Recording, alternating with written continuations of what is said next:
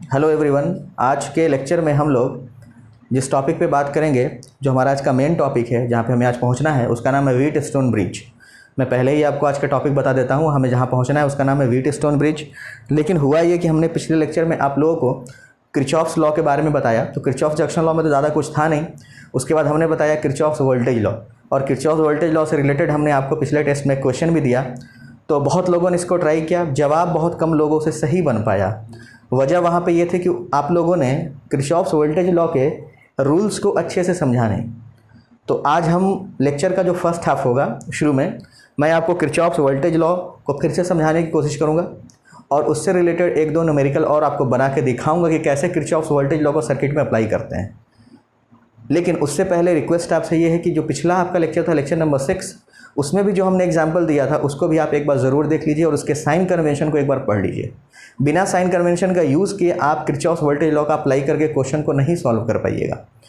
इस क्वेश्चन को सॉल्व करने में बहुत सारे लोगों ने इक्वेशन सही बनाया तो किसी ने डायरेक्शन गलत ले लिया, किसी ने डायरेक्शन को सही पकड़ा तो इक्वेशन गलत बना दिया, किसी ने बैटरी को ही ढंग से उसके ईएमएफ को समझ नहीं पाया कैसे लिखना है।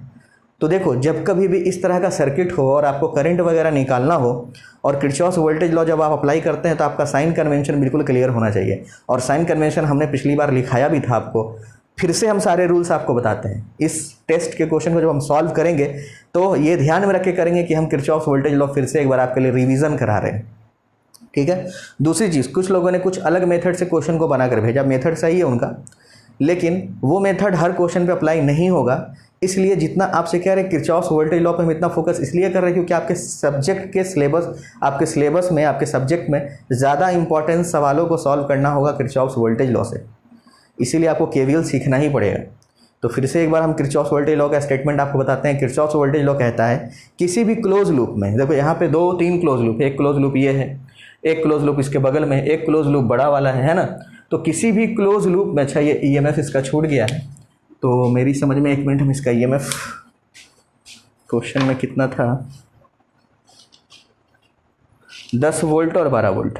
देखिए, जो आपका टेस्ट का सवाल था, ईएमएफ था 10 वोल्ट और 12 वोल्ट।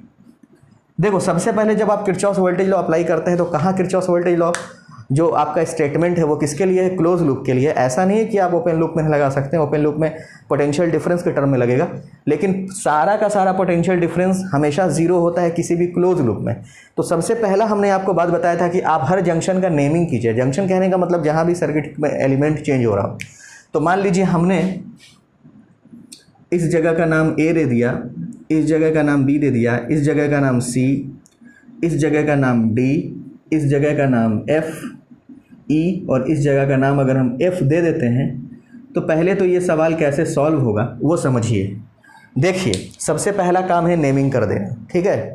उसके बाद दूसरा काम ये है कि जितनी बैटरी उस सर्किट में आपको दिख रही है, जितना सेल आपको दिख रहा है, यहाँ 2 सेल हैं, 2 के अलावा मान लो 20 सेल हो, 25 सेल हो, कोई घबराना नहीं है।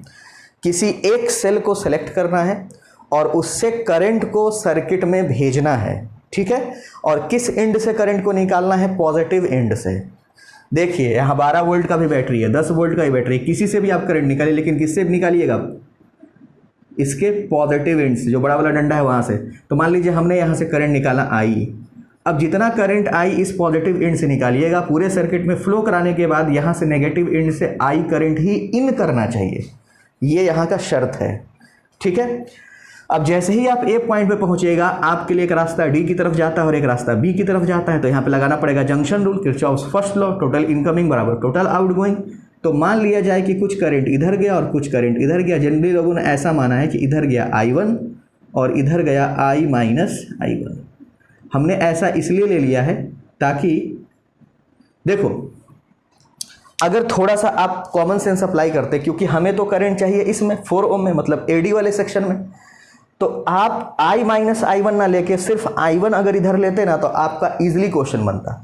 I माइनस I1 अगर आप इधर ले रहे तो थोड़ा लंबा हो जाएगा सवाल, लेकिन हम लंबे मेथड्स इसलिए जा रहे हैं ताकि आपको सारा एस्पेक्ट क्वेश्चन का समझ में आए। देखिए, ये चला I1 इधर से, अब ये I1 आते आते इधर से आ रहा I1।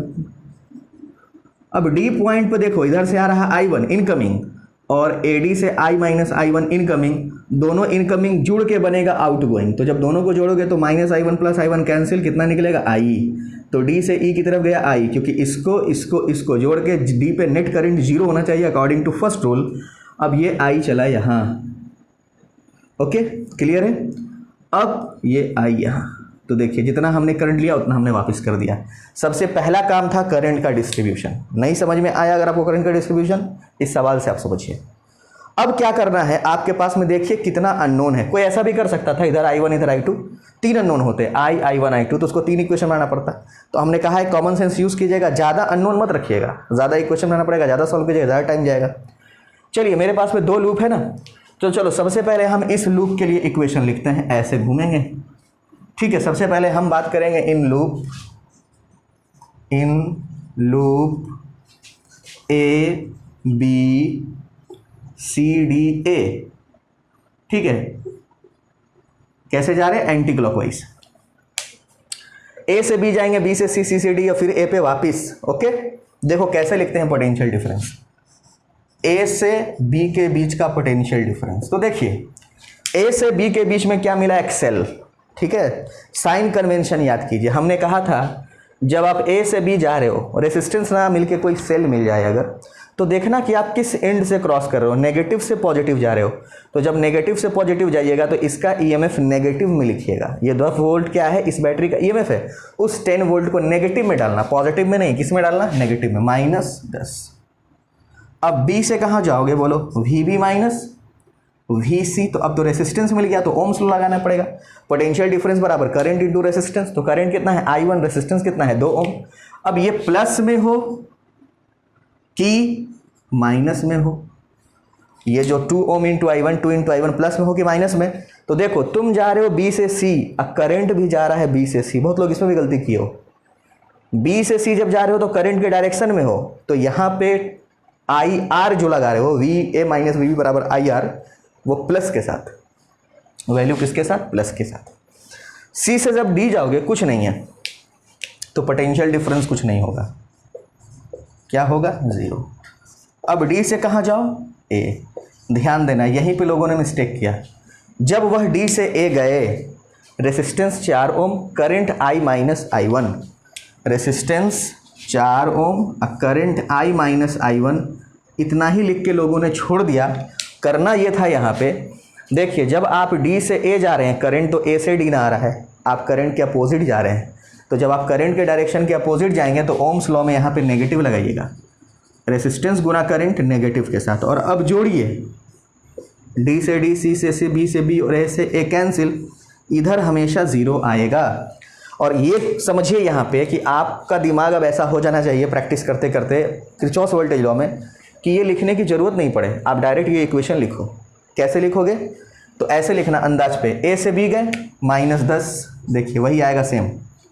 हम सोच रहे A से हम B गए, नेगेटिव एंड से क्रॉस किए -10, B से C गए IR 2I, प्लस के साथ 2I1, और नेगेटिव के साथ गए तो नेगेटिव के साथ -4I माइनस I1। इन सबको जब जोड़ेंगे तो 10 जाके तो पॉजिटिव का हो जाएगा 2I1, ठीक है। अब minus minus plus, 4 2 6I1 plus 2 minus 4I बराबर में 10। Equation number first. इस इक्वेशन को लेके कहीं किसी को कोई समस्या होना नहीं चाहिए, ठीक है। यहाँ तक में बिल्कुल क्लियर है, इक्वेशन नंबर फर्स्ट बन गया। 2 अननोन है, एक इक्वेशन और चाहिए। तो चलिए इन लूप, देखिए अब किस लूप में हम जा रहे हैं। चलिए F से A जाएंगे, A से D जाएंगे, D से E जाएंगे और फिर दोबारा F पे वापस आ जाएंगे। F से कहाँ जाएंगे, A से D, D से E, E से F। तो फटाफट लिखिए तो जरा, VF माइनस VA जब जाएंगे तो हमें एक सेल मिला, F से A की ओर गए। सेल में करंट के डायरेक्शन का कोई ध्यान नहीं रखना है। सेल में क्या ध्यान रखना है, जब हम F से A गए हैं तो बैटरी को माइनस से प्लस, बैटरी में कैसे गए, माइनस से प्लस, तो EMF माइनस के साथ। A से F जाते तो प्लस से माइनस, तो +12 लिखते हैं। VA माइनस VF लिखते तो +12, VF माइनस VA लिखे तो -12। अगर इस बैटरी के अंदर मान लो किसी सवाल में इंटरनल रेसिस्टेंस होगा तो फिर वहाँ ओम्स लॉ लगाएंगे, अभी नहीं, अभी छोड़ दो। अब ए से कहाँ जाओ, D, V A minus V D, A से कहाँ जाना है, डी। तो देखिए जब ए से डी जाइएगा तो रेसिस्टेंस कितना है, 4 ओम। अब करंट है I माइनस I1, और यहाँ पे देखिए तो आप करंट के डायरेक्शन में है कि करंट के डायरेक्शन से अपोजिट है। तो जब आप ए से डी जा रहे हैं तो करंट के ही डायरेक्शन में है, तो यहाँ पे क्या होगा, प्लस होगा, माइनस नहीं होगा, क्या होगा, प्लस। अब डी से कहाँ जाइए, ई, कुछ तो है नहीं, 0। अब ई से कहाँ जाइए, एफ। तो ई से जब एफ गए हैं तो देखिए करंट भी जा रहा है ई से एफ, हम भी जा रहे हैं ई से एफ, तो पोटेंशियल डिफरेंस बराबर I R, current I, resistance 8, I R positive के साथ। ये सारा का सारा हमारा हमेशा क्या हो जाएगा, 0 क्लोज लूप में। चलिए देखिए 4i प्लस में 8i प्लस में कितना हो गया, 12i, ठीक है। उसके बाद माइनस का 4i1 माइनस का 12, यहाँ से कहीं कोई प्रॉब्लम नहीं। 12 इधर आएगा तो प्लस का 12 हो जाएगा, तो आपका इक्वेशन क्या बनेगा, 12i माइनस 4i1 बराबर में 12, ऐसा कुछ इक्वेशन हमारा आ गया। 12i minus 4i1 equals to 12। अब इक्वेशन नंबर फर्स्ट को इस इक्वेशन नंबर 2 के नीचे रखेंगे और इसको कैंसिल करने की कोशिश करते हैं। तो जरा इक्वेशन नंबर 1 एक बार चेक कर लिया जाए, माइनस 10 2i1 माइनस 4i, देखिए यहाँ पे मिस्टेक है थोड़ा, ये माइनस का 4i1 आएगा, देखो माइनस का 4i होगा और ये माइनस का माइनस प्लस, चलो ठीक है। तो अब यहाँ पे ये माइनस का 4i है और प्लस का 6i1 है, अब बराबर में 10 है। अब एक काम करते हैं, इन दोनों में से कि एक अननोन को हमें क्या कराना है, कैंसिल। तो चलिए अगर हम इस इक्वेशन में 3 से गुना करा दें, इस इक्वेशन में अगर हम 3 से गुना करा दें तो देखो क्या होगा, 4 3 ज़ा 12i प्लस का 12i हमारा क्या हो जाएगा, कैंसिल। और यहाँ पे क्या बचेगा, 18i1 में से 4i1 चला गया तो कितना बचेगा, 18 में से 4 गया तो 14, ये 18i1 में से 4i1 चला गया, 18i1 तो बचेगा कितना, 14i1। और इधर कितना आंसर आएगा ये देख लीजिए, ये हो गया 30 और 10 40, यानी कि ये हो जाएगा 42। तो i1 की वैल्यू आ गई 3 एम्पियर। देखिए यहाँ पे भी आकर के कुछ आपको समझना है, क्या समझना है, i1 की वैल्यू पॉजिटिव में आई, i1 का वैल्यू जो आया वो पॉजिटिव आया। तो यदि कोई वैल्यू पॉजिटिव आ रहा है मतलब आपने जो डायरेक्शन ऑफ करंट लिया है वो आपका सही है, आपने जो माना है वैसे ही करंट फ्लो कर रहा है। अगर नेगेटिव आ जाता तो आपका मैग्नीट्यूड सही था, मैग्नीट्यूड सही था, सिर्फ डायरेक्शन को आप वहाँ पे अपोजिट कर देते। समझ में आ रही है बात, यानी i1 मतलब a से b हमने i1 को बहाया है, मतलब वो i1 a से b ही जाएगा। अब हमें तो AD में चाहिए 4 ओम में, यानी i माइनस I1 का वैल्यू चाहिए। देखिए इसी से हमने कहा था कि अगर आप इधर ही एक सिंगल टर्म मान लेते, मान लो I1 इधर मानते और I माइनस I1 इधर मानते, तो आपका आंसर तो अभी निकल जाता, ज़्यादा आगे करने की ज़रूरत नहीं थी। लेकिन चूंकि हमने ऐसा जानबूझ के माना है ताकि आपको लेंदी करके दिखाया जाए, ताकि कैसे ये क्वेश्चन सॉल्व हो रहा है, सारे स्टेप को सीखिए आप। अब I1 की वैल्यू अगर हम इक्वेशन नंबर फर्स्ट में रख दें, फ्रॉम इक्वेशन 1, I1 की वैल्यू अगर डाल दे तो 6 इंटू 3, I1 की वैल्यू 3 है, minus 4i is equals to 10, तो कितना हो जाएगा, ये हो गया 18, ठीक है। और उस साइड में जाके कितना हो जाएगा, ये माइनस का 4i माइनस का 18 मतलब कि कितना हो गया, 18 के उधर माइनस का 8 हो जाएगा, यानी i की वैल्यू जो होगी वो कितनी आ जाएगी हमारे पास में। चलिए क्या वो ठीक है, i1 की वैल्यू है 3 एम्पियर, ये आपका इक्वेशन है -4 6, एक बार मिला लेते हैं, -4i, ठीक है, 10 है, 30 40 42, ठीक है, 14i1, 14i1 कैसे हो गया, 18 में से 4 गया तो 14, ठीक है, i1 12i, चलो यहाँ तक तो सही है। अब i1 की वैल्यू रख दिया तुमने कितना, 18 हो गया, ये हो गया -4i1, 18 उधर गया तो माइनस का 18 हो गया, माइनस का 18 में से 10 गया तो माइनस का 8 हो गया, तो i बराबर हो गया 2 एम्पियर, i इक्वल्स टू कितना आ गया, 2 एम्पियर। अब आपको i माइनस I1 निकालना है, तो I1 में से जब i को आप माइनस करोगे, देखो यहाँ से i माइनस I1 निकालना है ना आपको, इस ब्रांच में जाने के लिए i माइनस I1 चाहिए, तो i माइनस I1, तो ये वैल्यू कितना हो जाएगा, 2 minus 3, 2 ampere minus 3 ampere, that is 1 ampere is the required answer. Negative में आंसर आ रहा है, तो नेगेटिव से घबराना नहीं है। हमने माना था कि करंट फ्लो हो रहा है ए से डी, तो वो करंट ए से डी नहीं फ्लो होगा, करंट का डायरेक्शन होगा फ्रॉम डी टू ए, यहाँ बगल में आप लिख दीजिएगा, उल्टा होगा, करंट इधर फ्लो होगा 1 ampere. This is the required answer. ऐसे ही आपको आगे भी सॉल्व करना है, ध्यान रखिएगा, ऐसे ही आपको सॉल्यूशन निकालना है। अब मैं उन बच्चों के नाम बता देता हूँ, स्टूडेंट के नाम, जिन्होंने इसका बिल्कुल करेक्ट आंसर दिया। कोशिश बहुत लोगों ने की थी, तो कोशिश करना ज़्यादा इंपॉर्टेंट है। देखिए आंसर जो हमें मिला वो सनी का मिला, ऋषभ का आंसर सही था, शुभम, अभिषेक कश्यप, मोनू कुमार, अनीशा, अमन रोशन, चंदन, साहित्यराज, स्नेहानंदन, साक्षी, अनुराधा और मानसी। मानसी ने सिर्फ एक गड़बड़ किया था, माइनस के बजाय उसने प्लस कर दिया था, तो उसको समझ में आया हो कैसे करना है। यहाँ पे सबसे पहले जो जवाब आया था इस क्वेश्चन का, बिल्कुल करेक्ट आंसर जिसने दिया था उसका नाम हम यहाँ पे लिख देते हैं, उसका नाम है सनी कुमार। उसका आंसर हमें सबसे पहले मिला। तो चलिए जल्दी से इस क्वेश्चन को आप लोग नोट कर लीजिए अच्छे से इसको, फिर हम आपको बताते हैं एक नया क्वेश्चन।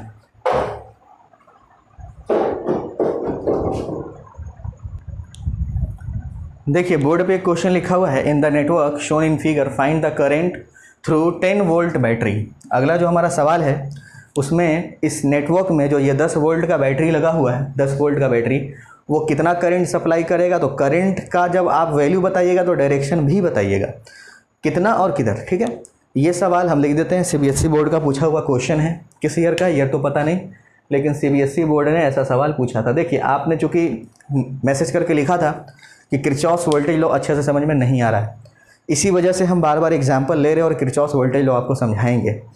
देखिए फिर से यहाँ पे आप क्या कीजिए, 1 और 2 बैटरी है, किसी एक बैटरी से करंट भेजिए। चूँकि नेमिंग तो किया हुआ है, हमने पहले से ऑलरेडी कर रखा है, तो आप किसी एक बैटरी को सिलेक्ट करके आप करंट भेज दीजिए। तो मान लीजिए, और करंट हमेशा पॉजिटिव एंड से निकालिएगा, तो ये लंबा वाला डंडा पॉजिटिव एंड, करंट चला आई, चलो आई चला। सी पे जब पहुँचोगे जाने का 2 रास्ता, कुछ करंट इधर गया और कुछ करंट इधर गया। चूँकि हमको इधर ही करंट निकालना है, तो इधर कोई ज़्यादा अननोन ना लेके हम I1 लेंगे, और इधर हम करंट ले लेंगे I माइनस I1, जुड़ के फिर से 0 हो जाएगा। अब डी पे आइए आप, इधर से कौन आ रहा है I1, इधर से घूमता हुआ कौन आ रहा है I1। अब डी पे पहुंचेंगे तो इधर से आ रहा है I माइनस I1, इधर से आ रहा है I1, तो डी पे दोनों इनकमिंग है, दोनों जुड़ेगा, तो I1 से I1 कैंसिल, बचेगा क्या I। तो डी से कौन निकलेगा I। इसमें आपको कोई समस्या नहीं होनी चाहिए, क्योंकि देखिए I1 आ रहा, आपने यहाँ से I1 इधर निकाला था, वही आएगा डी तक। इधर से हमने निकाला I माइनस I1, डी के लिए दोनों इनकमिंग है, I1 भी और I माइनस I1 भी। इनकमिंग जुड़ के बनेगा आउटगोइंग, तो दोनों को जोड़ोगे तो I1 कैंसिल, निकला कौन I, तो I वहाँ से आउटगोइंग बाहर की ओर जाएगा, डी से ई की ओर होता होता ये I वापिस कहाँ आ गया, सेल में। बिल्कुल डिस्ट्रीब्यूशन सही है। ठीक है, चलिए सबसे पहले हम घूमते हैं इस नेटवर्क में, देखते हैं क्या हमें हासिल होता है। ठीक है, सबसे पहले हम घूमेंगे इसके सॉल्यूशन में। चलिए सबसे पहले हम नेटवर्क जिसको सिलेक्ट करने जा रहे हैं वो नेटवर्क है हमारा इन लूप ABDCA। चलिए लूप ABDCA।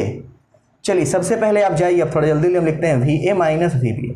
अब आपको पता चल रहा होगा A से B गए कुछ नहीं है, पोटेंशियल का डिफरेंस 0। B से C में भी मेरी उम्मीद में कुछ नहीं है, क्या होगा 0। B से D में कुछ नहीं है, और D से जब C आइएगा तो कुछ है, क्या है भाई, तो एक रेसिस्टेंस है और करंट आ रहा I माइनस I1। तो पोटेंशियल डिफरेंस बराबर फार्मूला होता है करंट इनटू रेसिस्टेंस, लेकिन डायरेक्शन भी देखना होता है। हम जा रहे हैं डी से कहाँ, सी, करंट आ रहा सी से डी, हम अपोजिट जा रहे हैं, यहाँ पे साइन क्या होगा माइनस। इस बात पे हम बार बार फोकस इसलिए कर रहे हैं क्योंकि इसी में आप बार बार मिस्टेक करते हो, करंट के डायरेक्शन में या अपोजिट में जाते हो तो प्लस माइनस का ध्यान नहीं रखते। अब जब सी से जाओगे फिर वापस ए पे, तो एक बैटरी मिला ना, और सी से जब तुम ए पे जा रहे हो तो एक बैटरी है, और बैटरी को हम नेगेटिव एंड से क्रॉस कर रहे हैं, तो नेगेटिव एंड को क्रॉस कर रहे हैं तो -10। ठीक है, सी से सी गया, डी से डी गया, बी से बी गया और ए से ए गया। बच क्या गया हमारे पास में, तो बच हमारे पास में ये गया, देखिए I 2I माइनस का प्लस का 2I1 बराबर में कितना हो गया, प्लस का 10। ये हो गया हमारा इक्वेशन नंबर फर्स्ट। बहुत इजीली सॉल्व हो गया, इसमें कहीं कोई टेंशन नहीं है। चलिए अब एक काम कर लेते हैं हम लोग, यहाँ से अब लूप हमारे पास में है C D E F H. चलिए इन लूप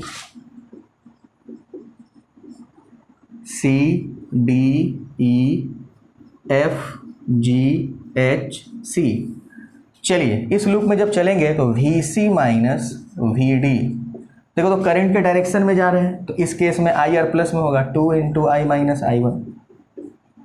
ओके, कहीं कोई टेंशन नहीं। चलिए अब यहाँ के बाद से फिर D से E की ओर जाते हैं तो 5I होगा, resistance 5 ohm, current I, V बराबर आई आर। अब E से जब आएंगे F कुछ नहीं है तो VA माइनस VF, जीरो, कोई रेसिस्टेंस नहीं। VF माइनस VG, एक रेसिस्टेंस मिला 3 ओम का, करंट I 3I। और VG minus VH that is कितना हो जाएगा, नेगेटिव एंड से आ रहे हैं -20, और VH से VC जाओगे तो कुछ नहीं है तो 0। H से गया, G से G गया, F से F गया, E से E गया, D से D गया और C से C। जो बच गया सो इधर हम लोग उतार लेते हैं, देखते हैं क्या हमारे पास में रह गया है। इधर तो 0 है, इधर क्या रह गया है तो 2I माइनस 2I1 प्लस का 5I प्लस का 3I माइनस का 20, 5 3 8, 8 2 10, ये हो गया 10I माइनस का 2I1 और इधर में आ गया तो प्लस का 20। एक इक्वेशन यहाँ है, एक इक्वेशन यहाँ है। अगर हम इन दोनों को इक्वेट कर दें, इधर है 10 माइनस 2I और प्लस का 2I1, ऐसा कुछ है। यहाँ पे क्या था, माइनस का 2I1, माइनस का 2I1, एक बार मिला लेते हैं, माइनस का 2I1, ठीक है।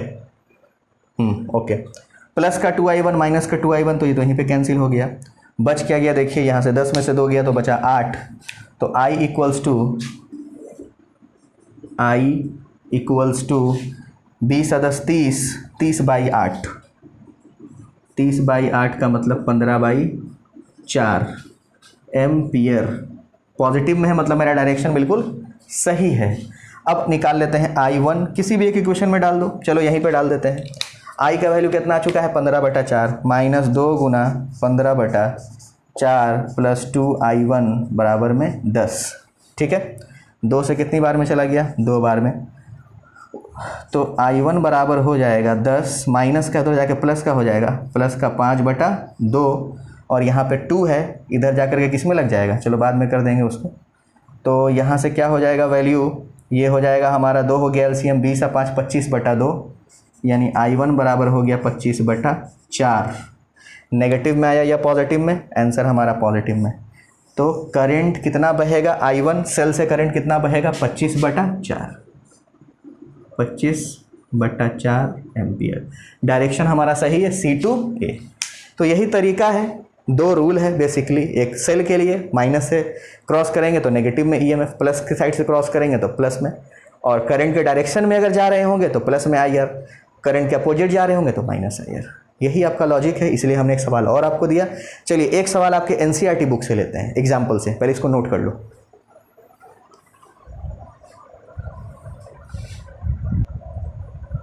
थोड़ा सा आंसर को यहाँ पे करेक्ट कर लेना, जब हम लोग इक्वेट कर रहे थे थोड़ा मिस्टेक हुआ यहाँ पे हम लोगों से। देखो 15/2 है ना, और मैंने इसको लिख दिया था 15/2। यहाँ पे देखो 15/2 आ रहे हैं, हम यहाँ 5/2 लिखे हैं, ये होगा 15/2, तो एक 10 और बढ़ जाएगा, आंसर 25 ना होकर 35 होगा। बाकी सब सही है, कहीं कोई टेंशन नहीं है, सिर्फ आंसर जो होगा ना 35/4 होगा। तो थोड़ा इसको करेक्ट कर लेना। देखो बस रूल्स अच्छे से अप्लाई कीजिए, आंसर तो वो अपना कैलकुलेशन मिस्टेक आप देख लीजिएगा।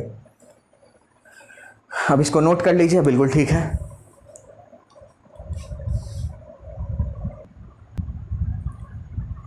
देखिए आपके सामने बोर्ड पे NCERT एग्जाम्पल नंबर 3.6 लिखा हुआ है, जिसका डायग्राम बना हुआ है। इस तरह का क्वेश्चन, जिसे कि हम लोग स्केलेटन क्यूब क्वेश्चन कहते हैं, आपको हर तरह की बुक में मिलेगा, चाहे वो SC वर्मा की किताब हो, NCERT हो, या कोई भी बुक, एम करीम की बुक हो, हर जगह में आपको इस टाइप का क्यूब बना हुआ दिखेगा। और क्यूब में चूंकि 12 एज होते हैं, हर एज में रेसिस्टेंस इक्वली उसने दिया है, इक्वल रेसिस्टेंस है हर एज में, R R R small R. उस स्मॉल आर की वैल्यू क्वेश्चन में कहता है 1 ओम लेना है आपको, और उससे हमने एक डायगोनली अपोजिट कॉर्नर जो होता है, डायगोनली अपोजिट कॉर्नर, तो किसी भी क्यूब में एक कॉर्नर ए है तो उसका डायगोनली अपोजिट कॉर्नर जो होगा वो एफ होगा।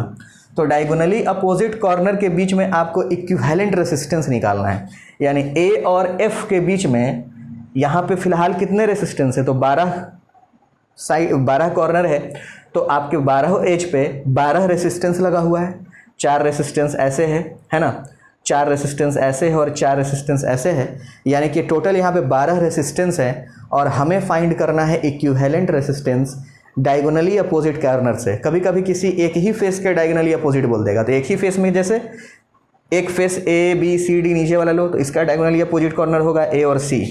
ए और सी क्या है, वो एक फेस का डायगोनली अपोजिट कॉर्नर है। एच और एफ क्या है, उसी फेस का डायगोनली अपोजिट है। लेकिन क्यूब का डायगोनली अपोजिट कौन है, तो ए सीधा दूसरा कॉर्नर एफ, और ए और एफ के बीच में जो बैटरी लगा है वो 10 वोल्ट का है। तो आपको दो चीज़ें निकालनी है कि हर ब्रांच में करंट कितना जाएगा और इसका इक्विवेलेंट रेसिस्टेंस कितना होगा। देखो, जब कभी भी ऐसा सवाल आए तो इसको बनाने का तरीका क्या है, आप अपने मन से पहले ही इन सभी का, इन 12 का इक्विवेलेंट रेसिस्टेंस मान लेना। क्या है सॉल्यूशन इस तरह के सवाल का, सपोज कर लेंगे, suppose capital R is the equivalent resistance, then अब आपका डायग्राम कैसा हो जाएगा, तो देखो डायग्राम कुछ हमारा ऐसा हो जाएगा। इस सभी का हम इक्विवेलेंट 12 का मान लिए कैपिटल आर, तो यहाँ पे बैटरी लगा दीजिए, कितना वोल्ट वाला, वो 10 वोल्ट वाला जो बैटरी है नीचे में, जिसका कि ईएमएफ ई का वैल्यू कितना है 10। फिलहाल हम देखो जो भी डेरिवेशन करेंगे वो ई और आर के टर्म में, बाद में हम उसकी वैल्यू जो भी होगी वो यहाँ पे लाके हम डाल देंगे। तो अगर यहाँ से देखा जाए तो करंट मान लीजिए कि चला आई, तो आई करंट होता हुआ यहाँ आ जाएगा, है ना। ये पॉइंट हो गया ए और ये पॉइंट हो गया एफ, आपने हटा के किसके अक्रॉस लगाया है, ए एफ के अक्रॉस। तो अगर हम यहाँ पे किरचॉफ्स वोल्टेज लॉ लगाएं, देखो क्लोज लूप है, तो आपको एक बढ़िया सा सॉल्यूशन यहाँ पे मिलेगा। इन लूप ए एफ, ठीक है।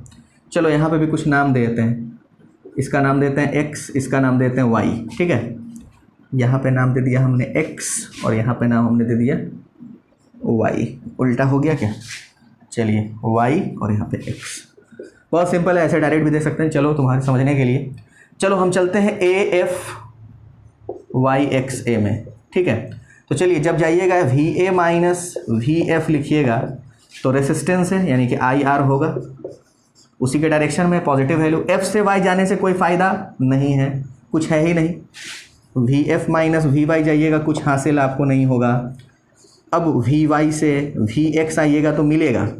देखिए तो बैटरी के नेगेटिव से पॉजिटिव जा रहे हैं, तो जो ईएमएफ है बाद में इसका वैल्यू डालेंगे। चलो हम ईएमएफ को सेव करके रखते हैं, बाद में ई बराबर 10 वोल्ट हम पुट करेंगे। हम अभी ई से ही काम चलाते हैं, तो कितना होगा माइनस ई की प्लस ई, तो सबका जवाब होना चाहिए माइनस ई, चूँकि हम माइनस एंड से कहाँ जा रहे हैं, प्लस एंड की और माइनस ई। एक्स से ए जाने से कोई फ़ायदा नहीं, कुछ नहीं है। देखिए तो कहानी जीरो हो गया इधर, और ओम्स लॉ आपका साबित हो गया, ई बराबर आई आर। ई माइनस में इधर आकर के प्लस में हो जाएगा, ई बराबर कितना हो गया आई आर। लेकिन हमें तो निकालना है आर का वैल्यू। देखो हमने क्या सपोज किया है, suppose R is the equivalent resistance, तो हमें कैलकुलेट तो आर करना है। तो आर बराबर फॉर्मूला बना यहाँ से ई बटा आई। हम ये डायरेक्ट भी लिख सकते थे, लेकिन आपको समझाने के लिए हमने इतना काम कर दिया। तो चलिए जो हमने माना उसके अकॉर्डिंग आर बराबर आता है ई बटा आई। अगर हम ई बटा आई का वैल्यू किसी और मेथड से ले आए तो हमारा काम बन जाएगा, ठीक है। देखो हम किस मेथड से लाएंगे, समझना है यहाँ पे। चलिए अब यहाँ से हम करंट को ना भेजना शुरू करते हैं, और अब थोड़ा मतलब ध्यान से समझना है यहाँ पे, थोड़ा ध्यान से यहाँ पे देखिएगा हम कैसे करंट को डिस्ट्रीब्यूट कर रहे हैं, कैसे हम जंक्शन रूल लगा रहे हैं। फिर से सुनिए, करंट को कैसे क्यूब में हम डिस्ट्रीब्यूट कर रहे हैं। इस केस में, हर केस में ऐसा नहीं होगा, इस केस में आप इसको सीखिए। चलिए पॉजिटिव एंड से एक्स की ओर आप आई करंट लेकर के आइए। ये आई पहुंचा पॉइंट ए के पास। कहाँ पहुंचा, ए के पास। जाने के लिए कितना रास्ता है जी, ए से डी, ए से बी, ए से एच, तीन रास्ता। लेकिन अब यहाँ दिमाग लगाओ, इधर भी रेसिस्टेंस आर, इधर भी आर, इधर भी आर, तीनों तरफ रेसिस्टेंस क्या है, बराबर। तो करंट आपका इक्वली डिस्ट्रीब्यूट हो जाएगा, करंट आपका इक्वली डिस्ट्रीब्यूट हो जाएगा। क्यों? वजह रेसिस्टेंस बराबर है, बराबर नहीं रहता तो नहीं होता, लेकिन क्यूब के केस में रेसिस्टेंस बराबर होगा, नहीं होगा तो बहुत लेंदी सवाल हो जाएगा। तो चलिए हम इधर, इधर और इधर करंट को इक्वली डिस्ट्रीब्यूट करें तो आई जब 3 हिस्सों में बटेगा, देखो जा तो रहा था आई, ए पे आई इनकमिंग है, आया है आई, लेकिन जाना है 3 रास्तों में, तो बराबर बराबर I/3 यहाँ भी, I/3 इधर भी और I/3 इधर भी। बुक में क्या किया है ना, इस बैटरी से डायरेक्ट करंट लिया है 3I, कितना लिया है 3I। उससे क्या फ़ायदा हुआ है कि इधर भी I, इधर भी I, इधर भी I, 3 से डिवाइड करने में उसको आसानी हुआ, लेकिन हमने I लिया तो I/3 कर दिया, कोई टेंशन नहीं। चलिए I/3 पहुंचा, देखो I/3 चलते चलते पहुंचा H पे। अब H से जाने के लिए कितना रास्ता, 2 रास्ता, एक रास्ता H से G की ओर जाता है, एक रास्ता H से E की ओर जाता है। फिर से समझिएगा, यहाँ पे हम जंक्शन H पे खड़े हैं, हम जंक्शन H पे खड़े हैं, ट्रेन आ रही है I/3, और इसी ट्रेन को 2 रास्तों में भेजना है। इसी मेरे पास में I/3 पैसा है, I/3 रुपया है, उसको 2 बराबर बराबर हिस्सों में बांटना है। तो क्या करेंगे, देखो इधर भी रेसिस्टेंस आर, इधर भी आर, तो I/3 2 हिस्सों में बटेगा, तो इसको 2 से डिवाइड करो तो हो जाएगा I/6, I/6। ठीक है, चलिए आपने एज का काम फाइनल कर लिया। अब जरा इधर से आइए, ए से बी कितना आ रहा है भाई, I/3, समझिएगा अच्छे से, ए से बी जा रहा I/3, फिर बी से जाने के लिए 2 रास्ता, एक रास्ता सी की ओर और एक रास्ता जी की ओर, एक रास्ता बी से जी जाता है, एक रास्ता बी से सी जाता है। इनकमिंग I/3, फर्स्ट लॉ हम बार बार यूज करेंगे, I/3 इनकमिंग, आउटगोइंग दो तरफ, रेसिस्टेंस बराबर, फिर से I/3 2 इक्वल हिस्सों में बटेगा, 2 इक्वल हिस्सों में, तो ये हो जाएगा I/6 और ये भी हो गया I/6। चलिए अब जरा ए से डी वाले पे ध्यान दीजिए, जब ये डी पे पहुंचे तुम I/3 लेकर के, तो डी से जाने के लिए 2 रास्ता, एक रास्ता सी की ओर जाता है, ठीक है, और एक रास्ता ई की ओर जाता है, एक रास्ता ई की ओर, एक रास्ता सी की ओर, दोनों तरफ रेसिस्टेंस बराबर। तुम लेकर कितना आ रहे हो, I/3 लेकर आ रहे हो, I/3 2 बराबर हिस्सों में बांट दो, तो I/3 का इक्वल हो जाएगा I/6। क्लियर यहां तक? अब जरा जंक्शन ई पे आप खड़े हो जाइए, तो ई पे खड़े होकर सोचिए, इधर से भी I/6 आ रहा, इधर से भी I/6 आ रहा, दोनों इनकमिंग है, दोनों जुड़ के ना निकलेगा एफ की ओर, आने वाला I/6 2 लोग आ रहे हैं, जाने का एक ही रास्ता है, दोनों लोग जुड़ के आगे बढ़ेंगे, तो I/6 प्लस I/6 फिर से कितना हो जाएगा, I/3। अब यहाँ से देखिए जी पे खड़े हो जाइए, जी पे इधर से भी आ रहा I/6, इधर से भी आ रहा I/6, तो जी से एफ की ओर कितना जाएगा, दोनों जुड़ करके जाएगा, दैट इज I/3। अब आ जाइए सी पे खड़े हो जाइए, डी की तरफ से भी I/6, बी की तरफ से भी I/6, दोनों मिल करके जाएगा एफ की ओर, दैट इज I/3। अब आप F पे खड़े हो जाइए, तो जब आप F पे खड़े होइएगा तो आपके पास I/3 आ रहा, I/3 आ रहा, I/3 आ रहा, तीनों जुड़ करके F से निकलेगा Y की ओर, और I/3 को 3 बार जोड़ोगे तो बन जाएगा फाइनली I, और वही I आकर के कहाँ इन हो गया, बैटरी में। यही है करंट के डिस्ट्रीब्यूशन का तरीका जो हम बार बार आपको सिखा रहे हैं।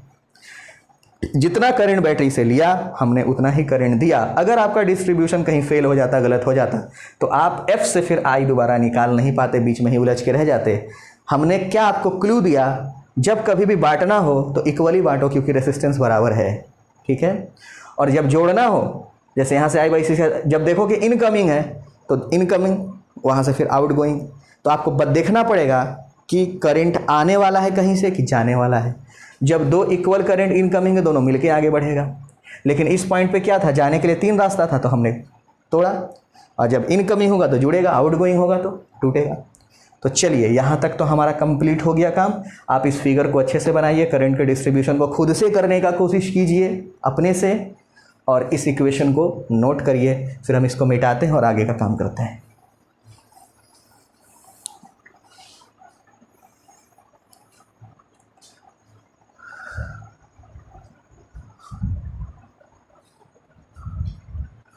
चलिए उम्मीद है तुम लोग इधर वाला वैल्यू लिख लिए होगे। बस हमको इसका काम है R बराबर E/I। हमारे पास में R बराबर E/I तो आ चुका है, तो हमें बस मतलब उसी से है। इक्वेशन नंबर फर्स्ट जो हमें मिला था उसको हम यहाँ सेव करके रख लेते हैं। R बराबर E बटा I, इक्वेशन नंबर फर्स्ट इसका इस्तेमाल करेंगे। चलिए देखिए, अब यहाँ पे क्या है, हमें वैल्यू तो निकालना है R का। वैल्यू किसका निकालना है? R का इक्विवेलेंट रेजिस्टेंस जो हमने माना है। तो ये इक्विवेलेंट रेजिस्टेंस निकलेगा कितना? इन सभी का वैल्यू कितना कितना ओम है? 1 ओम है। देखिए सबसे पहले आप ज़रा ट्राई कीजिए इन क्लोज्ड लूप। अब जो हम लिख रहे हैं बिल्कुल उस पर ध्यान दीजिए। किस क्लोज लूप की हम बात करें? A B C F Y X A। देख लीजिएगा अच्छे से, A B C F Y X A। हम इस लूप में चलने की बात कर रहे हैं। चलिए A से B जाइए तो ज़रा। इन लूप इतना में summation of all potential difference क्या करना है? 0। चलिए A से कहाँ चले? B। A से कहाँ जा रहे हैं? B। VA minus VB, potential difference बराबर Ohm's law. Current into resistance, current है I/3, रेसिस्टेंस R। अब जरा जाइए B से C, current I/3, resistance R। नहीं, करंट देखो I/3 नहीं, I/6 है। Current I/6, resistance R। और देखो हम जा तो रहे हैं करंट के ही डायरेक्शन में, BC ही करंट का डायरेक्शन, इसीलिए सब वैल्यू पॉजिटिव। और C से जब F जाओगे ना तो देखो फिर से तुम करंट के ही डायरेक्शन में हो, तो वैल्यू आपका पॉजिटिव ही होगा, I/3 है की बार इंटू R। और जब तुम F से कहाँ आओगे? Y कुछ नहीं है, F से Y के बीच में तो कुछ है ही नहीं, 0। और Y से जब तुम जाओगे X, एक बैटरी मिलेगा जिसके तुम नेगेटिव एंड से क्रॉस कर रहे हो, दैट इज -E। 10 नहीं लेके सिर्फ -E लिखेंगे। और X से A जाओगे, कुछ नहीं, कुछ नहीं, नथिंग, 0। X गया, Y गया, F गया, C गया, B गया और A कैंसिल। क्या बच गया? E हमारा पॉजिटिव है, नेगेटिव है उसकी साइड पॉजिटिव बना देते हैं। चलिए I/3 plus I/6 plus I/3 R plus I/6R plus I/3R। यहाँ से LCM क्या हो गया? 6, 2IR plus IR plus 2IR। तो यहाँ से फाइनली E बराबर क्या निकला? 2 और 2 4 और 1 5, 5 IR बटा 6। यहाँ से निकला 5 IR बटा में 6 बराबर में E, इक्वेशन नंबर सेकंड। यहाँ से आ रहा है 2 2 4 1 5 IR/6, इक्वेशन नंबर सेकंड। तो from 1 and 2, from equation 1 and 2, 1 में क्या था? R बराबर था E बटा I। तो एक काम कर लो, इस I को इधर भेज दो, है ना। इस I को 5R बटा 6 रहने दो, इस I को इधर भेज दो। तो देखो तो जरा, इक्वेशन 1 और 2 दोनों का राइट हैंड साइड बराबर है, तो लेफ्ट हैंड साइड भी तो बराबर होगा। R बराबर कितना होगा? 5R बटा 6। इस रिजल्ट को हमेशा आप डायरेक्ट याद रखिएगा, किसी भी कंपटीशन में आ सकता है। किसी भी स्केलेटन क्यूब के डायगोनली अपोजिट कॉर्नर का इक्विवेलेंट रेसिस्टेंस होता है 5/6 टाइम्स इंटू उसका एक एज का रेसिस्टेंस।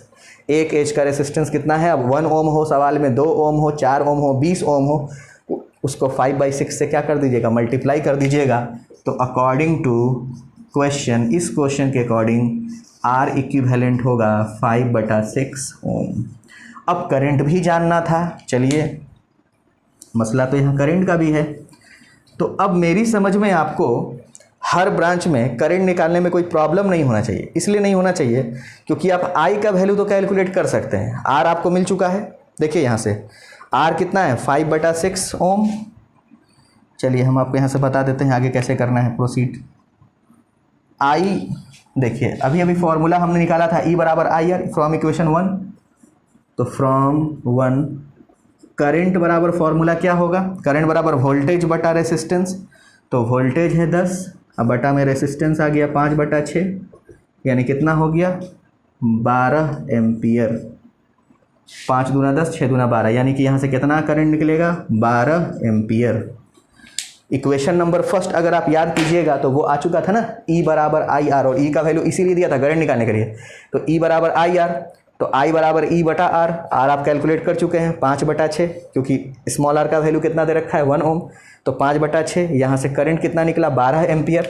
अब यही 12 एम्पियर ना हर ब्रांच में चेंज होगा, तो देखिए तो जरा इस ब्रांच में कितना आएगा, 3 पार्ट में डिवाइड करना है। ये 12 एम्पियर यहाँ तक आया, अब 3 पार्ट में डिवाइड होगा तो इधर कितना चला जाएगा, 4 एम्पियर, इधर भी जाएगा 4 एम्पियर, इधर भी जाएगा 4 एम्पियर। अब यहाँ से फिर 2 पार्ट में डिवाइड होगा, I/6 है तो ये हो जाएगा 2 एम्पियर, ये हो जाएगा 2 एम्पियर, इधर भी हो जाएगा 2 एम्पियर, इधर भी I/6 है यानी कि 2 एम्पियर। हर ब्रांच का करंट अब आपको निकल जाएगा, I/6 है 2 एम्पियर, I/3 है मतलब कि कितना जाएगा 4 एम्पियर, 4 एम्पियर, 4 एम्पियर। तो अब आपके सामने में हर ब्रांच में करंट भी पता है आपको और हर ब्रांच में आपको हर पूरे सर्किट का आपको इक्विवेलेंट रेसिस्टेंस भी पता है। यही तरीका है बनाने का। इस सवाल को 2-3-4 बार अच्छे से प्रैक्टिस कीजिएगा, एग्ज़ाम में आने का चांस इस सवाल के रहता है। ठीक है, अच्छे से इसको नोट कर लो।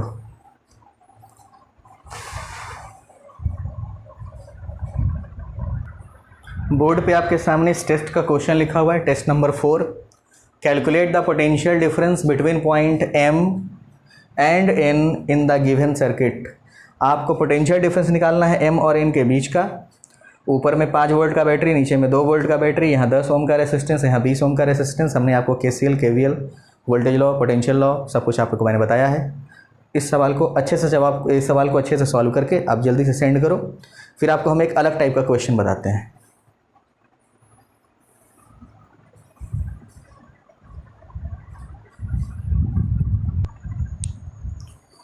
एक अलग टाइप का क्वेश्चन आपके सामने बोर्ड पे है इस वक्त।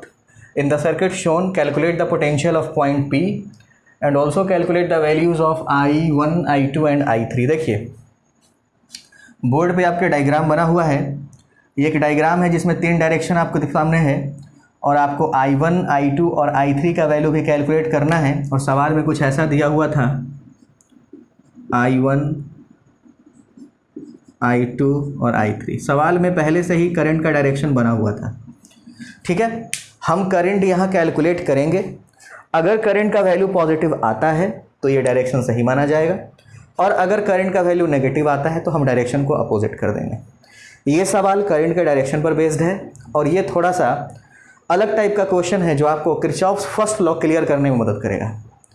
देखिए जहाँ से शुरू हुआ सर्किट वहाँ का पोटेंशियल 6 वोल्ट, इस एंड का पोटेंशियल 10 वोल्ट और इस एंड का पोटेंशियल 5 वोल्ट है, और इस जंक्शन का पोटेंशियल नहीं पता। P पॉइंट का पोटेंशियल हमें निकालना है, हमें V@P निकालना है। चलिए हम इस पॉइंट को अगर A माने तो ये पोटेंशियल एट पॉइंट A हो गया। ठीक है, ये पोटेंशियल एट पॉइंट B हो गया। चलो यहाँ से A मानो, यहाँ से 1 है।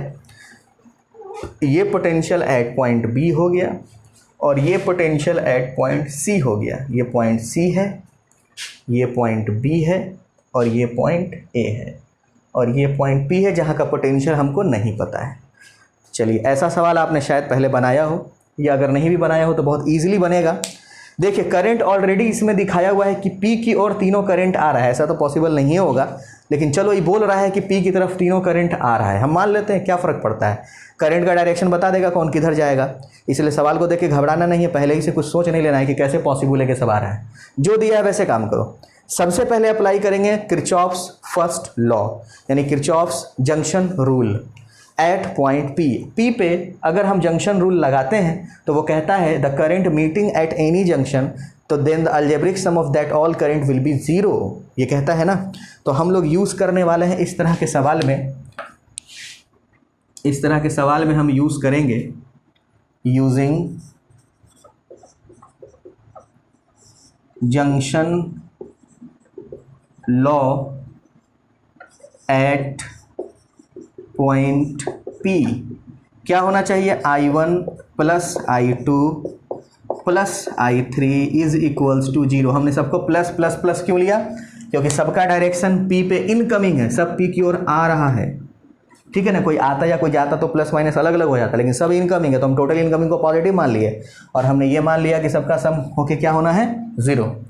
चलिए अब करंट बराबर फॉर्मूला तो आपको पता होगा, ओम्स लॉ कहता है करंट बराबर पोटेंशियल डिफरेंस बटा रेसिस्टेंस। तो चलिए हम सबसे पहले शुरू करते हैं I1 से। ठीक है, कहाँ से शुरू करते हैं, I1 से। अब समझिएगा I1 को हम कैसे रिप्रेजेंट करेंगे। करंट बराबर पोटेंशियल डिफरेंस, तो potential difference higher minus lower करेंगे। Higher potential minus lower potential. अब फिलहाल करंट तो ए से आ रहा है पी की ओर, करंट ए से कहाँ आ रहा है पी, तो हम इसको मानेंगे हायर, अब पी को मानेंगे लोअर। तो देखो हम ए को कैसे लिख रहे हैं, यही नोडल मेथड भी था, शायद किसी ने बनाया भी था। देखो I1 को लिखेंगे VA माइनस VP, अब बटा में वहाँ का रेसिस्टेंस मान लेते हैं R1। इस रेसिस्टेंस को हम फिलहाल कितना मान रहे हैं, R1, R2, R3।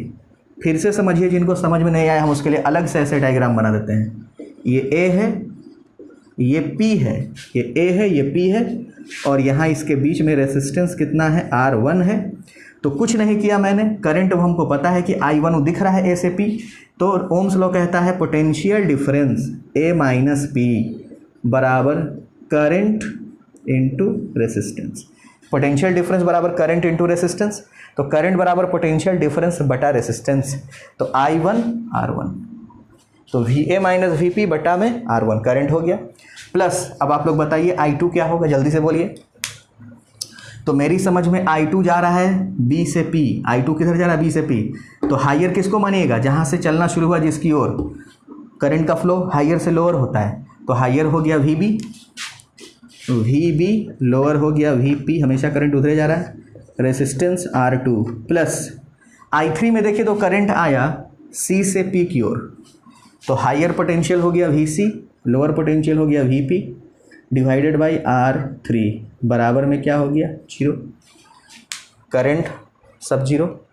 अब P तो हमारा चलो कॉमन है सभी में, P तो हमें कैलकुलेट करना, लेकिन VA तो पता है ना सवाल में, A का पोटेंशियल है 10 वोल्ट, तो 10 माइनस VP, R1 का वैल्यू 10, ठीक है, प्लस VB 6 माइनस VP, वो कितना 20, प्लस VC कितना 5 माइनस VP बटा में कितना R3 30 बराबर में कितना 0। अब यहाँ पे आप एलसीएम अगर लोगे भी तो उधर 0 है जाके, तो वो 0 ही हो जाएगा। तो इस इक्वेशन को ज़रा सॉल्व कर लिया जाए, इसका 60 हो जाएगा एलसीएम, बराबर में तो 0 है, तो ये हो जाएगा 6 से गुना कीजिए तो 60 माइनस 6 VP प्लस 3 तो 18 माइनस 3 VP प्लस 2 बार में 10 माइनस 2 VP। VP क्या है, potential at point P। VP क्या है हमारा, VP है पोटेंशियल एट पॉइंट P, जो कि हमें पता करना है। चलिए देखिए यहाँ से 60, 70 और 18 88, प्लस में माइनस में क्या हो जाएगा 6, 3 9 2 11, माइनस का 11 VP, अब बटा में क्या है 60, अब बराबर में 0, तो ये तो चलो टर्म क्या हो गया हमारा 0 ही हो गया, 60 जाके 0 हो गया, तो पोटेंशियल एट पॉइंट P का वैल्यू आ गया कितना हो जाएगा 88 बटा में 11, दैट इज़ 8 वोल्ट। ये है हमारा रिक्वायर्ड आंसर, यानी P पॉइंट का पोटेंशियल कितना है 8 वोल्ट। अब थोड़ा कॉमन सेंस अप्लाई कीजिए, देखिए क्या कॉमन सेंस है, यहाँ 6 वोल्ट और यहाँ 8 वोल्ट आया, तो कभी भी 6 वोल्ट से 8 वोल्ट की ओर करंट नहीं जाएगा, करंट 8 वोल्ट से किधर जाएगा 6 वोल्ट, यानी P पॉइंट पे करंट उल्टा होगा, I1 I2 का डायरेक्शन इधर होगा।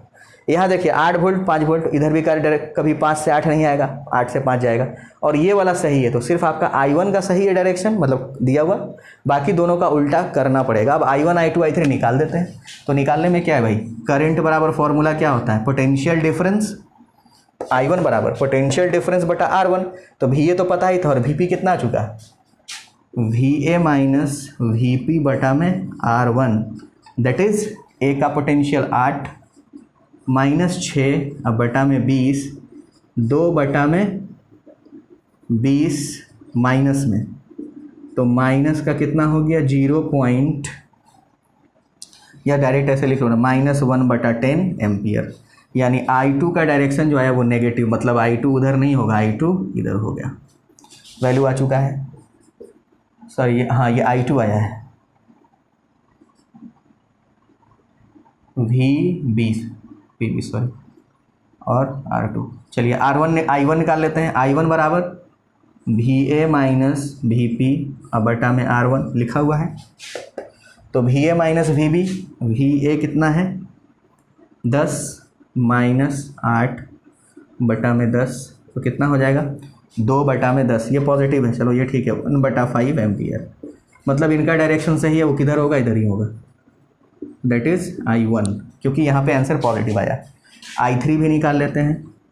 I3 हो जाएगा VC - VP/R3, तो वहाँ से हो जाएगा 5 - 8/10, यानी कि -3/, R का वैल्यू 10 है, नहीं 30 है इसका, R3 का वैल्यू 30 है, तो ये भी हो जाएगा आपका -1/10 एम्पियर। नेगेटिव आया मतलब इधर नहीं होगा, इधर होगा, तो पहले ही आपको पता चल चुका था, क्योंकि पोटेंशियल यहाँ 60 वोल्ट आया। तो अब आपके सामने में सारा करंट का डायरेक्शन भी क्लियर है ना। नेगेटिव आता है तो क्या करते हैं, सिर्फ करंट का डायरेक्शन को उल्टा कर देते हैं, मैग्नीट्यूड वही रहता है। तो ये एक अलग टाइप का सवाल था आपके लिए, और ये सवाल इम्पॉर्टेंट के कैटेगरी में आप डाल दीजिए। अच्छे से नोट कर लीजिए, कहीं कोई भी समस्या हो फिर से पूछ लीजिए।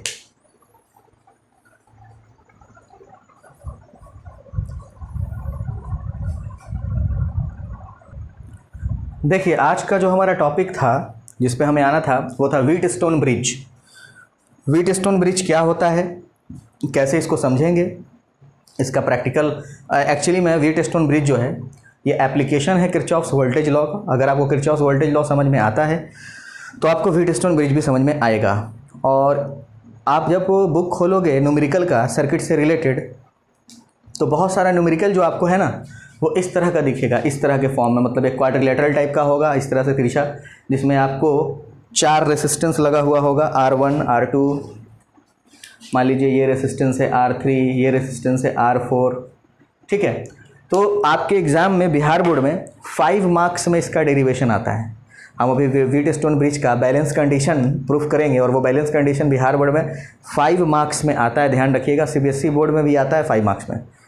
तो ध्यान ये रखना है कि लॉन्ग आंसर टाइप क्वेश्चन में एक क्वेश्चन इलेक्ट्रिक करंट से रहता है, जिसमें सबसे ज़्यादा चांस होता है व्हीटस्टोन ब्रिज का। सबसे पहले समझते हैं व्हीटस्टोन ब्रिज होता क्या है। तो व्हीटस्टोन ब्रिज का यूज़ है किसी भी अननोन रेसिस्टेंस को फाइंड करने में। पहली चीज़ जो लिखा हुआ है, it is one of the accurate arrangement for measuring an unknown resistance, जिसमें कि 4 रेसिस्टेंस एक क्वाड्रिलेटरल के फॉर्म में इसके चारों साइड में लगे होते हैं। ABCD मान लो एक क्वाड्रिलेटरल है, तो एक रेसिस्टेंस AB के लॉन्ग R1, दूसरा R3, तीसरा R3, R4 और R2, unknown resistance in which 4 resistance R1, R2, R3 और R4 connected to form a quadrilateral. और एक डायगोनल के, ये जो BD एक डायगोनल है, इसके अक्रॉस एक गैल्वेनोमीटर लगा हुआ है। गैल्वेनोमीटर क्या होता है, जिनको नहीं पता है बस हम बता देते हैं, लिख लेना खुद से। गैल्वेनोमीटर जो होता है वो करंट डिटेक्ट करता है, मतलब करंट है या नहीं, यस और नो, उसमें कांटा लगा होता है। करंट पास करेगा तो वो स्लाइड करेगा उसका निडल, वरना वो नहीं करेगा। तो गैल्वेनोमीटर हमने लगाया है, प्रैक्टिकल अरेंजमेंट है। क्वेश्चन में क्या होगा कि यहाँ पे भी रेसिस्टेंस आपको दिखेगा, तो घबराना नहीं, हम कंडीशन बताते हैं क्या होता है। देखिए, 2 तरह का व्हीटस्टोन ब्रिज आपको मिलेगा, एक होता है बैलेंस्ड, एक होता है अनबैलेंस्ड। अगर ये व्हीटस्टोन ब्रिज बैलेंस्ड है तो इसके डायगोनल BD में कोई करंट नहीं जाएगा।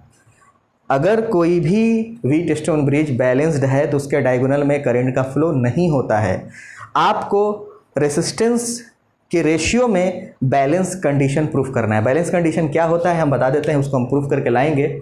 साइड का रेशियो, तो R1/R2 will must be equals to R3/R4। अगर ऐसा हुआ, यही है बैलेंस्ड व्हीटस्टोन ब्रिज कंडीशन। अगर मान लो तुमको सवाल मिला इस टाइप का, तुम चेक किए R1/R2, अब बराबर आ गया R3/R4, तो कहिएगा कि ये व्हीटस्टोन ब्रिज जो है वो बैलेंस्ड है। क्या है, बैलेंस्ड है। और अगर ये बैलेंस्ड है तो इस ब्रांच में कुछ भी लगा हो, गैल्वेनोमीटर लगा हो, रेसिस्टेंस लगा हो, कुछ भी लगा हो, उसमें करंट नहीं जाएगा। There will be no flow of current along the diagonal. और जो दूसरा डायगोनल है ना AC, इसके अक्रॉस एक सेल लगा होगा, ठीक है, एक सेल।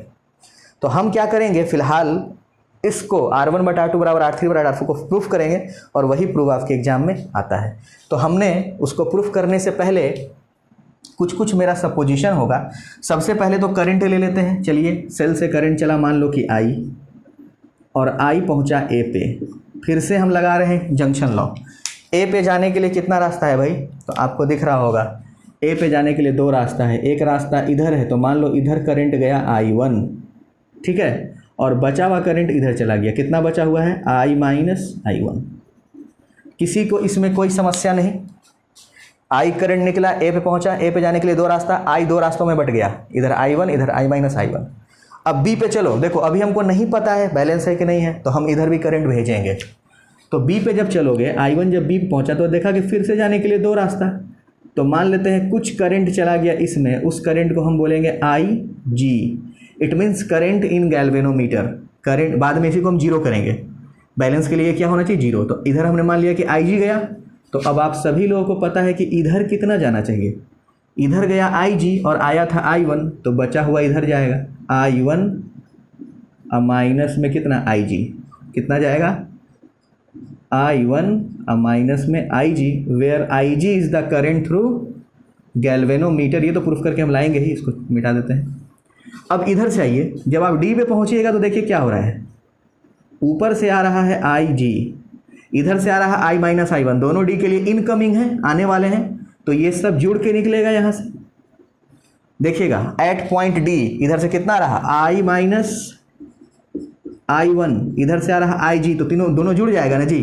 तो क्या मिलेगा I माइनस I1 अब प्लस में IG, I minus I1 plus IG जुड़ गया। और C पे जब पहुंचोगे तो इधर से आ रहा I माइनस IG, इधर से आ रहा I minus I1 plus IG, तो C पे दोनों इनकमिंग है, आने वाला है, तो दोनों इनकमिंग जुड़ के बनेगा आउट गोइंग। तो जब आउट गोइंग निकालोगे, दोनों को जब तुम जोड़ोगे तो I1 से I1 कैंसिल, IG से प्लस माइनस कैंसिल, सिर्फ बचा I। तो फिर से मेरा सर्किट क्या है, बिल्कुल सही है। अगर सर्किट सही होगा तो जितना करंट तुम इस सेल से लिए होगे उतना ही करंट लौट के वापस आ जाएगा। करंट का डिस्ट्रीब्यूशन आपके सामने मैंने कर दिया। अब हमें प्रूफ करना है बैलेंस्ड कंडीशन। क्या है बैलेंस्ड कंडीशन, ये है in balanced condition there will be no current, there will be no current will flow along the diagonal BD। ठीक है, अब ज़रा प्रूफ करते हैं बैलेंस कंडीशन का। उससे पहले हमने कुछ कुछ माना है। लेट IG क्या है, करंट थ्रू गैल्वेनोमीटर। ओके, और अगर इसमें करंट गया है तो कुछ ना कुछ रेसिस्टेंस भी होगा, इसका कुछ ना कुछ क्या होगा, रेसिस्टेंस भी होगा। उसको हम सिंपली RG मान लेते हैं, R कैपिटल G। ये क्या है, रेसिस्टेंस ऑफ गैल्वेनोमीटर। इतना बात आपको एग्जाम में लिखना होगा। और अब आप प्रूफ पे चलते हैं, तो चलिए थोड़ा सा इसको दो हिस्सों में बांट देते हैं। देखिए हम लूप लेते हैं,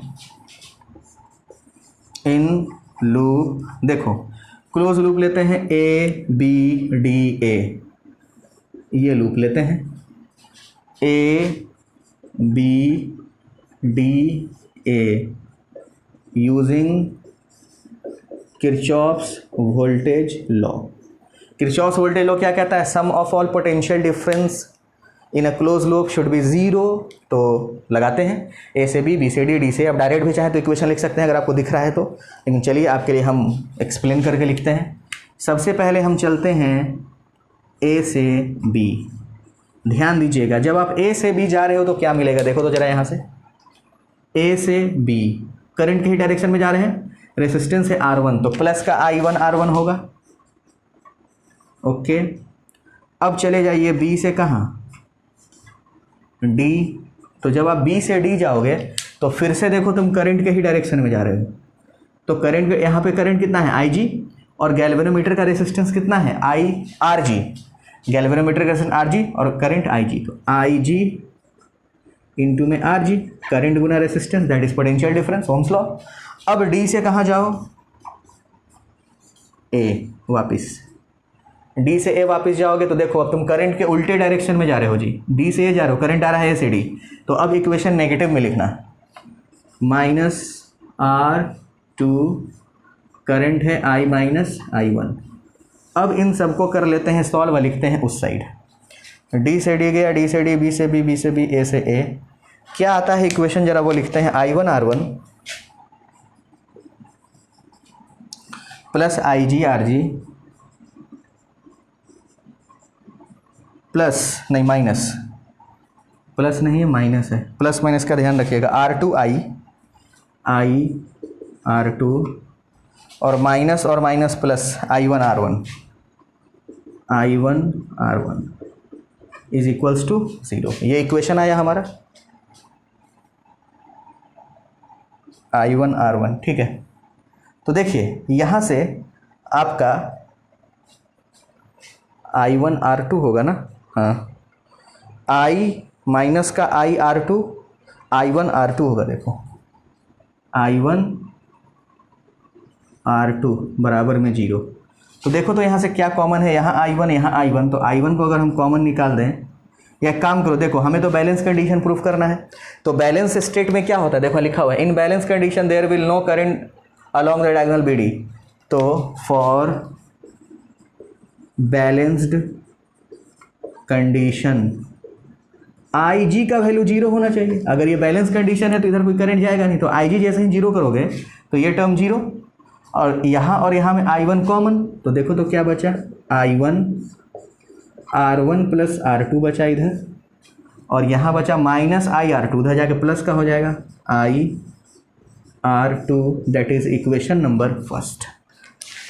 हमारे सामने में पहला इक्वेशन आ चुका है। अब हम लोग क्या करेंगे, सेकंड इक्वेशन के लिए ये वाला लूप चुनेंगे, BCDB, फिर से एक इक्वेशन आएगा, सॉल्व करेंगे, बैलेंस कंडीशन प्रूफ होगा। आप एक काम कर लीजिए, जल्दी से सारे बातों को नोट कीजिए, फिगर को अच्छे से बनाइए, इन सारी बातों को एग्जाम में लिखना है और इसी तरीके से प्रूफ पे आपको जाना है। 5 नंबर का ये सवाल आपके एग्जाम में आता है। न्यूमेरिकल इसके ऊपर हम लोग अगली क्लास में कर सकते हैं, लेकिन डेरिवेशन आज हम पूरा करेंगे। जल्दी से नोट करो, फिर हम आगे बढ़ते हैं इसमें।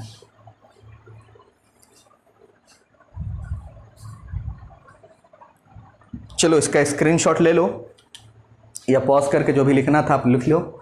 हम सिर्फ इक्वेशन नंबर 1 को छोड़कर बाकी सब कुछ कर देंगे इरेज। हम बार बार कह रहे हैं ये डेरिवेशन आपके लिए काफ़ी इम्पॉर्टेंट है। इस डेरिवेशन के बेसिस पे हम बहुत बड़े बड़े क्वेश्चन सॉल्व करेंगे।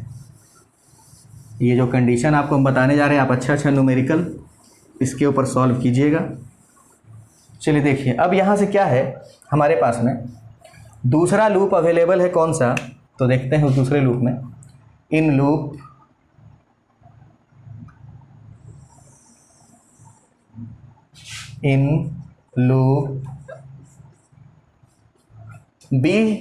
BCDB using KVL, Kirchhoff's voltage law, यानी कि summation of all voltage difference will be 0।